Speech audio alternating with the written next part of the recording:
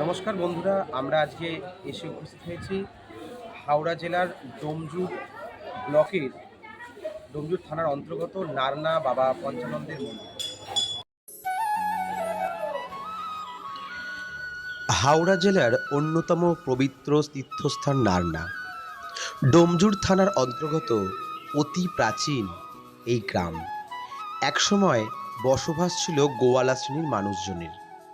এই গ্রামের পশ্চিম দিকে গোয়ালাপাড়ায় এক প্রকাণ্ড অশ্বত্থ গাছের নিচেই পবিত্র নারনা বাবা পঞ্চাননদেবের থান।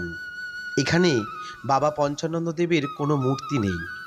অশ্বত্থ গাছটিকে নিয়ে গড়ে ওঠা মন্দির।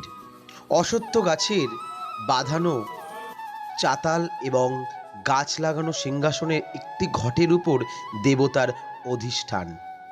দেবতার চারপাশে লোহা ও রূপোর একাধিক ত্রিশূল, যার মধ্যে একটি পঞ্চমুখী।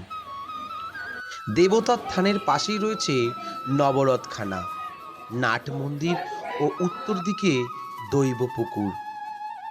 এখন নারনার জনবসতি গড়ে উঠলেও একসময় এই গ্রামের মাত্র কয়েক ঘর পরিবারই বাস করত, যাদের জীবিকা ছিল গোপালন এবং চাষাবাদ। বাবা পঞ্চানন্দ প্রতিষ্ঠা হয়েছিল। কাহানি তো আজকের নয়, কমসে কম 1000 বছর আগেকার।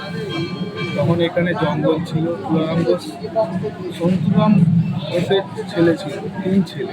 তিনি পুড়ে ছিল, বাড়িতে প্রায় দিনই ঝগড়াঝাটি হতো। তো ওর বাবা যেহেতু গয়লা, ওর বাবা একদিন বাড়ি থেকে তুলারাম ঘোষকে বার করে দেন।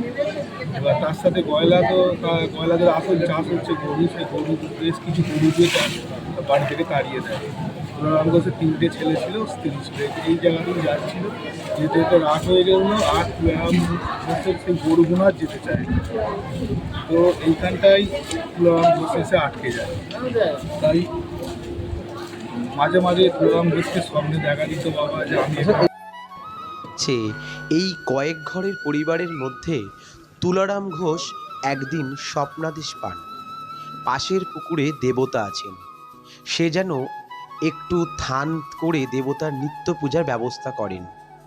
পরের দিন সকালে তুলারাম ওই পুকুরে গিয়ে দেখেন সেখানে একটি ঘট পড়ে রয়েছে। তিনি সেটিকে তুলে আনেন, কিন্তু ঘরটিকে বাড়িতে তুলে নিয়ে এলেও থান